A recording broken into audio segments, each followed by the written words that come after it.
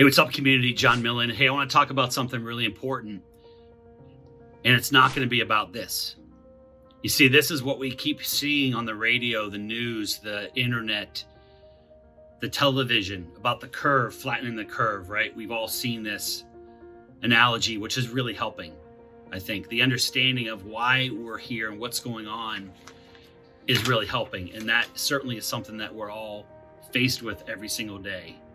Staying away from friends, not going to school with the kids, just working from an empty office building because everyone's at home. But that's not the curve that I want to talk about. This curve is the grief curve. And I think we're right here at the bottom. And this grief curve, while it, in my opinion, is related to the virus, it's not about the virus. When I learned about this the other day, watching a YouTube clip from Brian Rose, who's over in the UK, I said, wait a minute. Yes, there are people dying from this, and that is grief. Yes, people are losing their jobs. That's grief. Their income, that's grief. Business, that's grief. But that's not what they were referring to. What they were referring to is the loss of the way things were just a few weeks ago. The loss of normal life. Not just for a few of us, but for millions of us.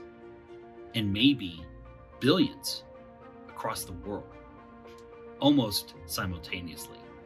You see, this grief cycle is causing so much anxiety and stress. And as we start, the first was denial. Like, hey, this is no big deal. It's like the flu.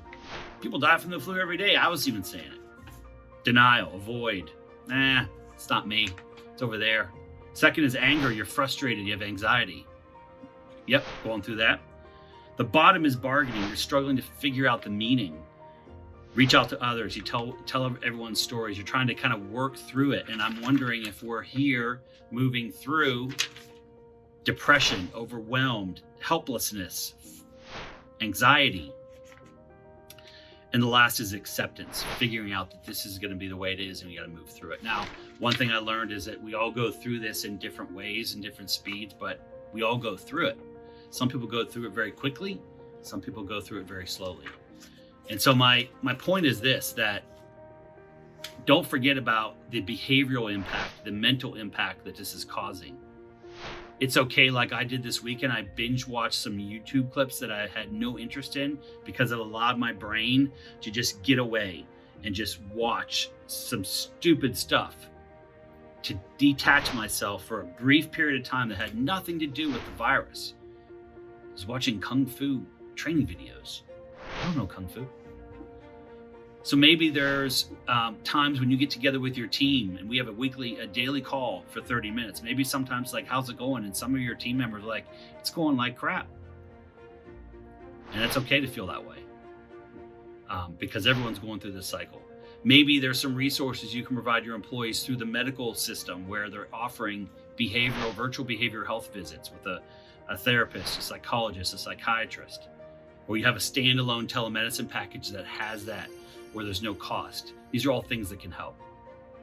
So as we go through this and we fight this, I suggest we also work on this too and understand that you may be snapping at people, you may be irritated, you may get angry at your kids for no reason, and it's okay.